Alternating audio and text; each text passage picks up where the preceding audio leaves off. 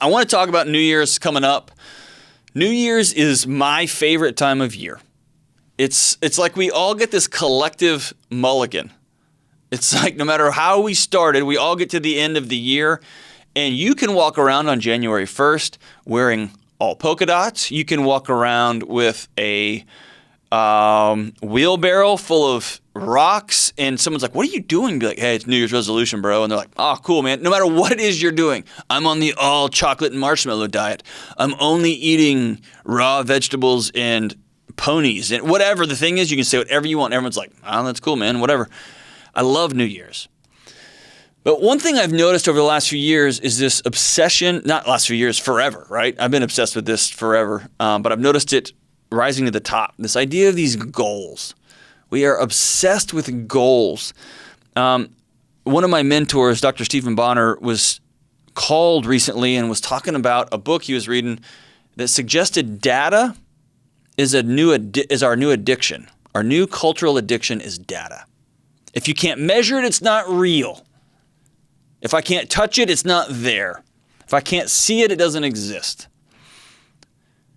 And what happens is we get paralyzed without data. Companies are just with a magnifying glass looking at all of the data. So where you used to step back and look at trends, hey, we're all headed this direction. People are screaming and yelling by every little nook and cranny of every little lightning bolt, every little this and that and this and that and that and this. And it's making us nuts. And it's a numbing device. I'm not going to move until I look at the data. I'm not going to do anything until I see the data. We can't do anything unless we got goals, and you can't have goals without metrics, and you can't have metrics without measurement tools, et cetera, et cetera. And what happens is we all become a series of achievements. I wanted to do these things. I wanted to achieve these things. I want to look at my data and decide, am I successful or am I a failure? And I've decided that's a terrible, terrible way to go through life. Instead, this year, I want you to reimagine goals. I want you to back out of your life as a life of only achievement and successes and accomplishments. And I want you to begin to think of, who are you? Now, I have not read James Clear's book called Atomic Habits. I've heard it's excellent. And I was talking through this with somebody the other day, and they're like, man, that sounds just like that book. So I'm going to pick up that book. I've actually met James. I know he's a brilliant guy, and that this book has remained on the bestseller list. So I think it's pretty good. And so it may be a worthy read for everybody. I'll go ahead and recommend it here. But I think what I'm going to talk about is similar, and that's this. Instead of imagining the goals and achievements and successes, I want you to begin to think of who you are.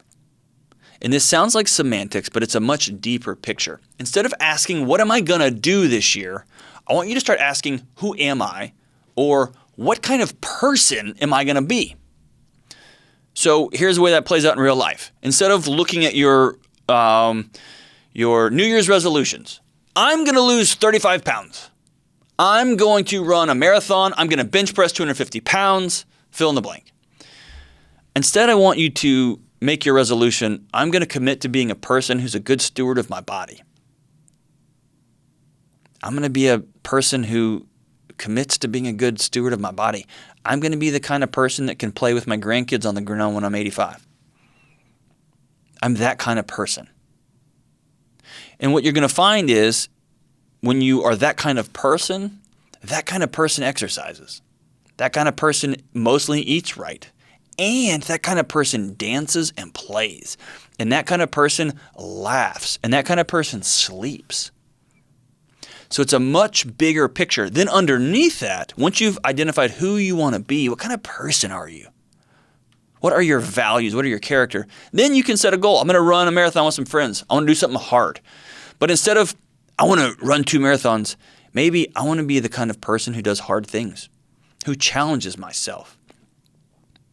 And then training for a marathon is a hard challenge, right? And again, it sounds like semantics, but the goal is I'm a person who does hard things. So I was talking to my good friend George Camo here. We were on another podcast. He works here at Ramsey Solutions.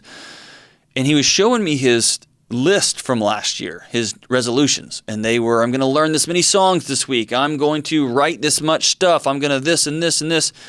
And he's like, man, I look at this and I failed 2020.